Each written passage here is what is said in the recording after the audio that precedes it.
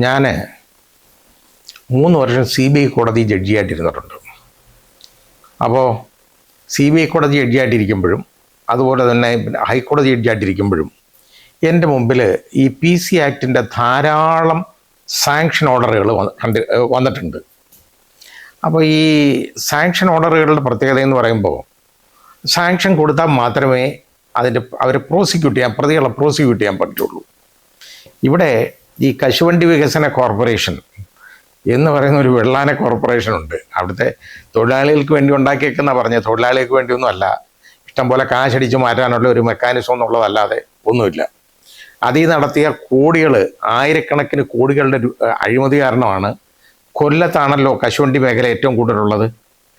അവിടെ കൊല്ലത്ത് ഈ ഇടതുപക്ഷ ഗവൺമെൻറ്റിന് പച്ചയ്ക്ക് ഓടാൻ പറ്റാതിരുന്നതിൻ്റെ കാരണം അതാണ് കാരണം. ഇടതുപക്ഷ മുന്നണിക്ക് പച്ചയ്ക്ക് തൊടാൻ പറ്റിയില്ല. അവരെ അടുപ്പിച്ചിക്കാത്തതിൻ്റെ കാരണം, മെയിനായിട്ടുള്ള കാരണം കശുവണ്ടി മേഖലയുടെ തകർച്ചയ്ക്ക് അവർ തുടക്കമിട്ട് റെഡിയാക്കി എന്നുള്ളതാണ്. അതിനകത്ത് ഏറ്റവും കൂടുതൽ ആരോപണ വിധേയനായിട്ടുള്ളത് ഒരാൾ എന്ന് പറയുന്നത് INTUC-യുടെ നേതാവ് R ചന്ദ്രശേഖരനാണ്.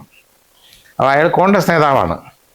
പക്ഷേ അയാളെ ക്കെതിരെ അന്വേഷണം വന്നു. ഹൈക്കോടതി ആ അന്വേഷണം, ഈ അഴിമതി ആരോപണത്തിൻ്റെ അന്വേഷണം വൻ അഴിമതിയാണ്, ചില്ലറയൊന്നുമല്ല, വളരെ ആയിരക്കണക്കിന് കോടി രൂപയുടെ അഴിമതിയാണ്. ഇതിനെക്കുറിച്ച് അയാൾക്കെതിരെയും, അയാൾ ചെയർമാനായിരുന്നു, അയാളുടെ അളിയൻ ആയിട്ടുള്ള ആളാണ് രതീഷ് എന്ന് പറയുന്ന ഒരു IAS കാരനുള്ളത്, അതിൻ്റെ മാനേജിംഗ് ഡയറക്ടറുമായിരുന്നു. അവർക്കെതിരെ അന്വേഷണം വന്നു, ഈ തുകയെക്കുറിച്ചുള്ള അന്വേഷണം വന്നു. അത് വിജിലൻസ് അന്വേഷിച്ചു.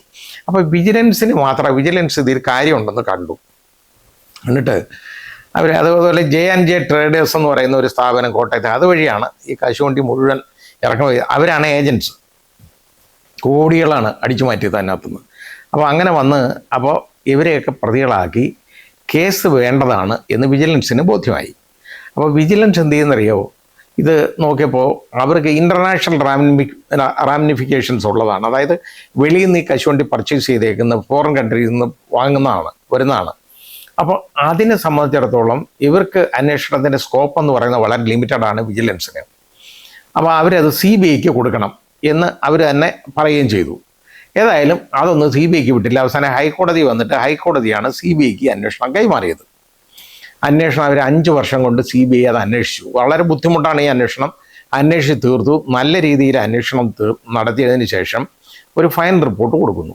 ഇങ്ങനെ കൊടുത്തു കഴിഞ്ഞാൽ PC ആക്ടിൽ ഒഫൻസ് ഉണ്ടെന്നുണ്ടെങ്കിൽ സെക്ഷൻ 19 അനുസരിച്ച് ഗവൺമെൻറ്റിൻ്റെ സാങ്ഷൻ വാങ്ങണം. എന്നാൽ മാത്രമേ പ്രോസിക്യൂട്ട് ചെയ്യാൻ പറ്റുള്ളൂ. അങ്ങനെ ഈ സാങ്ഷന് വേണ്ടി അവർ അപ്ലൈ ചെയ്തു. എന്ത് ചെയ്താലും കൊടുക്കുകയില്ല. ഫൈനൽ റിപ്പോർട്ട് കോടതി വന്നു. അവസാനം പിന്നെ ഇതിലെ പരാതിക്കാരൻ അയാൾ ഹൈക്കോടതിയെ സമീപിച്ചു. ഹൈക്കോടതിയിൽ 3 തവണ വന്നിട്ടും ഈ സാങ്ഷൻ ഓർഡർ കൊടുക്കാതിൻ്റെ ഉത്തരവ്, അതിൻ്റെ ഉത്തരവ് എന്താണെന്നറിയോ, ഇതിനകത്ത് കാര്യമൊന്നുമില്ല, CBI അന്വേഷിക്കേണ്ട കാര്യമൊന്നുമുള്ളതല്ലെന്ന്. ഇതാണ് കാര്യം. എഴുതിയാൽ കൊടുക്കുകയാണ്. അപ്പോൾ ഈ ചന്ദ്രശേഖരൻ എന്ന് പറയുന്നത് INTUC-കാരൻ്റെ നേതാവാണ്.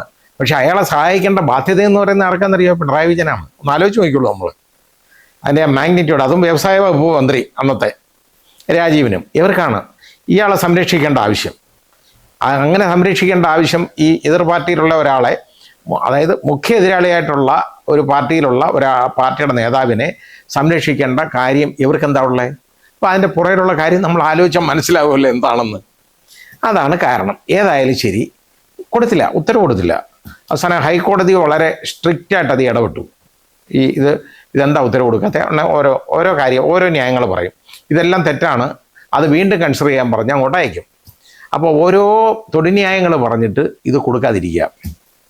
അവസാനം അത് വലിയ പ്രശ്നമായിട്ട് മാറി. ജസ്റ്റിസ് ബദറുദ്ദീൻ ഒരു കർശനമായ നിലപാടെടുത്തു. കാരണം നിങ്ങൾ ഇങ്ങനെ ഓരോ മുട്ടപ്പാക്ക് പറഞ്ഞത് കൊടുക്കാതിരിക്കുന്നതാണ് ശരിയല്ല, ഇത് കൊടുക്കണം, അല്ലെന്നുണ്ടെങ്കിൽ അതിൻ്റെ ശരിയായ റീസൺ പറയണം. ശരിയായ റീസണൊന്നും പറയാനില്ല. അവസാനം മുഹമ്മദ് അനീഷിനെ വ്യവസായ സെക്രട്ടറി വിളിച്ചു വരും, പ്രിൻസിപ്പൽ സെക്രട്ടറി വിളിച്ചു വരുത്തും. അങ്ങനെ അയാൾ കോടതി കയറാമെന്ന് പറഞ്ഞു. അങ്ങനെ ഉണ്ടായപ്പോഴാണ് അവസാനം നിവൃത്തിയില്ല, കണ്ടംപ്റ്റ് എടുത്തു, ക്വാർട്ടർലിക്ഷം എടുത്തു. ക്വാർട്ടർലിക്ഷം എടുത്തു കഴിഞ്ഞപ്പോൾ മനസ്സിലായി ഇത് ഇച്ചിരി പ്രശ്നമാണെന്ന്. അപ്പോൾ ഈ ഉദ്യോഗസ്ഥ വൃന്ദങ്ങളൊക്കെ അങ്ങ് കോടതിക്കെതിരാവും. അതാണ് ഇപ്പോൾ ഒരു സാങ്ഷൻ ഓർഡർ വന്നിട്ടുണ്ട്. എൻ്റെ ജീവിതത്തിൽ ഞാൻ പറഞ്ഞില്ല, എൻ്റെ ഈ സർവീസിൽ, ഇത്രയും വർഷത്തെ സർവീസിൽ ആദ്യമായിട്ടാണ് ഇങ്ങനൊരു സാങ്ഷൻ ഓർഡർ കാണുന്നത്. ആ സാങ്ഷൻ ഓർഡറിനകത്ത് പറഞ്ഞേക്കുന്ന കാര്യം എന്തെന്നറിയേ, സാങ്ഷൻ ഓർഡർ ഹൈക്കോടതി കൊടുത്തില്ല ഇതുവരെ. കാരണം സാങ്ഷൻ ഓർഡർ ആവുന്നതേ ഉള്ളൂ, കിട്ടിയിട്ടില്ല എന്നാ പറഞ്ഞേ. പക്ഷേ ഇത് ചന്ദ്രശേഖരന് കിട്ടി. ചന്ദ്രശേഖരൻ്റെ പത്രസമ്മേളനം ഇന്നലെ തന്നെ വിളിച്ചു. പത്രക്കാരെയെല്ലാം ഈ സാങ്ഷൻ ഓർഡർ അങ്ങ് വായിച്ച് കേൾപ്പിച്ചു. അതിനകത്തുള്ള കാര്യങ്ങളാണ് ഏറ്റവും, അതായത് ഹൈക്കോടതി ഉത്തരവ് പാലിക്കേണ്ടതിനാൽ, ഈ കോടതി അലക്ഷ്യ കേസിലെ ഹൈക്കോടതി ഉത്തരവ് പാലിക്കേണ്ടതിനാൽ പ്രോസിക്യൂഷൻ അനുമതിയുടെ കാര്യത്തിൽ സർക്കാരിന് മനസ്സിരുത്തി ചിന്തിക്കാനായില്ല. ഒന്നാമതൊരു കാര്യം. പിന്നെ അടുത്തത്, വിചാരണ കോടതിയെ പോലെയാണ് ഹൈക്കോടതി പ്രവർത്തിക്കുന്നത്. കോർട്ടലക്ഷ്യമാണ് ആ പറഞ്ഞേക്കുന്നത്. അടുത്തത്, വിചാരണാനുമതി നൽകാൻ സർക്കാർ നിർബന്ധിതരായി. സർക്കാരിന് ആരാണ്ട് നിർബന്ധിച്ച് വിചാരണാനുമതി വാങ്ങിച്ചാന്ന്. അപ്പീൽ ഫയൽ ചെയ്യാനുള്ള അവകാശത്തോടു കൂടെ വിചാരണ അനുമതി നൽകുകയാണ്. ഈ പറഞ്ഞേക്കുന്ന മുഴുവൻ കോർട്ടലക്ഷ്യമാണ് യഥാർത്ഥത്തിൽ. ഇതൊരിക്കലും ഒരു അഭിഭാഷകനായിരുന്ന ശ്രീ വി.ഡി. സതീശൻ അറിഞ്ഞുകൊണ്ട് ഇത് ചെയ്യത്തില്ല. രമേശ് ചെന്നിത്തല ചെയ്യത്തില്ല. ഇവരാരും ഇത് കണ്ടിട്ടില്ല. ഇത് ഉദ്യോഗസ്ഥരെ സാങ്ഷൻ കൊടുക്കാൻ പറഞ്ഞു. മന്ത്രിസഭ പറഞ്ഞു സാങ്ഷൻ കൊടുക്കണമെന്ന് പറഞ്ഞു. അപ്പോൾ ഈ സാങ്ഷൻ ഓർഡർ തയ്യാറാക്കുന്ന ആരാണ്? ഉദ്യോഗസ്ഥരാണ്, ബ്യൂറോക്രാറ്റ്സ്. അവരെ വെള്ളത്തിലാക്കാൻ ചെയ്തേക്കുന്ന പണിയായത് ഈ മന്ത്രിമാരെ, മുഖ്യമന്ത്രിയും. വളരെ അനാവശ്യമായി ഇത് എഴുതി വെച്ചേക്കുന്നത് മുഴുവൻ. കാരണം ഈ സാങ്ഷൻ ഓർഡർ വന്നു കഴിഞ്ഞാൽ ആ സാങ്ഷൻ ഓർഡറിനെ ഇവർക്ക് ചലഞ്ച് ചെയ്യാം, പ്രതികൾക്ക്. ഈ വിചാരണ കോടതി ചലഞ്ച് ചെയ്യാം. അതിലെ ഏറ്റവും വലിയ ചലഞ്ച് എന്താണെന്നറിയോ അത് വരുമ്പോൾ? അതായത് മൈൻഡ് അപ്ലൈ ചെയ്യാതാണ് ഗവൺമെൻറ് ഇത് കൊടുത്തേക്കുന്നതെന്നുള്ളതാണ്. അതായത് മൈൻഡ് അപ്ലൈ ചെയ്തിട്ടില്ല എന്ന് പറഞ്ഞാൽ, മൈൻഡ് അപ്ലൈ ചെയ്തില്ല, ഇല്ലാതെ ചുമ്മാതെ യാന്ത്രികമായിട്ട് കൊടുത്തേക്കുന്ന സാങ്ഷൻ ആണെങ്കിൽ അതിന് വിലയില്ല. ഇതല്ലേ വ്യക്തം. ഇതിനകത്ത് ആദ്യം പറഞ്ഞേക്കുന്ന കാര്യം എന്താണ്? കോർട്ടലക്ഷ്യ കേസിൽ, അതായത് ഹൈക്കോടതിയിൽ കോർട്ടലക്ഷ്യ കേസിൽ ഹൈക്കോടതി ഉത്തരവ് പാലിക്കേണ്ടി വന്നതിനാൽ പ്രോസിക്യൂഷൻ അനുമതിയുടെ കാര്യത്തിൽ സർക്കാരിന് മനസ്സിരുത്തി ചിന്തിക്കാനായില്ല എന്ന് പറഞ്ഞാൽ മൈൻഡ് അപ്ലൈ ചെയ്തിട്ടില്ല എന്ന് പറയുകയാണ്. ഇത് പ്രതികൾക്ക് വേണ്ടിയല്ല, അങ്ങ് ആർക്ക് വേണ്ടിയാണ് പറഞ്ഞേക്കുന്നത്? ഇത് ഈ ചന്ദ്രശേഖരനെയും മറ്റേ ആളെയും സഹായിക്കാൻ വേണ്ടി പറഞ്ഞേക്കുന്നതാണ്. ഇത് മനഃപൂർവ്വം, അതായത് വൈരാഗ്യം, ഹൈക്കോടതി അടുത്തുള്ള വൈരാഗ്യം കാണിച്ചേക്കാണ്. ഇത് ജനങ്ങൾക്ക് വേണ്ടിയാണ് ചിന്തിക്കുന്നത്. ഈ ബ്യൂറോക്രാറ്റ്സ് തയ്യാറാക്കി, അവിടെ ലാ സെക്രട്ടറി എന്ന് പറയുന്ന ഒരാളുണ്ടല്ലോ, അയാൾ എന്തോ ചെയ്തുകൊണ്ടിരിക്കുകയായിരുന്നു. അയാൾ കണ്ടിട്ടാണോ ഇങ്ങനെ ഒരു സാധനം എഴുതി വെക്കുന്നത്, വിടുന്നത്? സാങ്ഷൻ ഓർഡറാണ്. ഞാൻ എൻ്റെ ജീവിതത്തിൽ ആദ്യമായിട്ടാണ് ഇങ്ങനെ ഒരു സാങ്ഷൻ ഓർഡർ കണ്ടേക്കുന്നത്. ഇത് മാത്രമല്ല, ഇത് കോടതി കിട്ടിയിട്ടില്ല, ഇത് AGക്ക് കിട്ടിയിട്ടില്ലെന്ന് പറയുന്നു. എന്നിട്ട് 2 ദിവസം സമയം ചോദിച്ചു, ബുധനാഴ്ച വരെ സമയം കൊടുത്തു.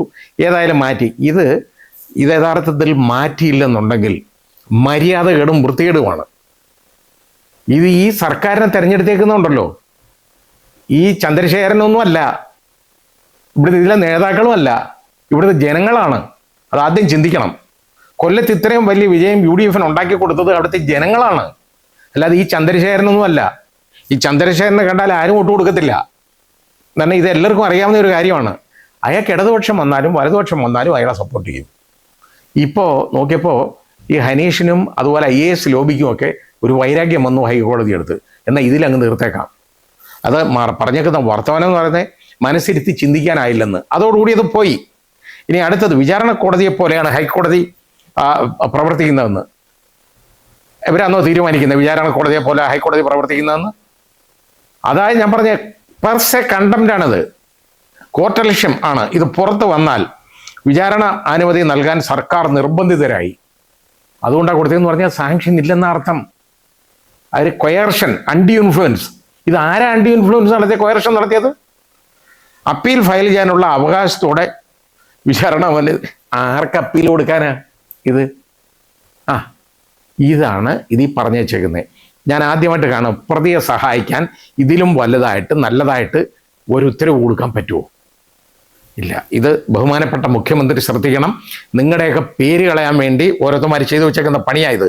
ഇതിൻ്റെ പുറകിലുള്ള ഇത് തയ്യാറാക്കിയ ഉദ്യോഗസ്ഥന്മാരുണ്ടല്ലോ, എല്ലാത്തിൻ്റെയും പേര് നടപടിയെടുക്കണം. യഥാർത്ഥത്തിൽ അതാ ചെയ്യേണ്ടത്. അല്ലെങ്കിൽ ഇത് വളരെ മോശമാകും. വൃത്തികേടാണ് ഈ കാണിച്ചു വെച്ചേക്കുന്നത് മുഴുവൻ.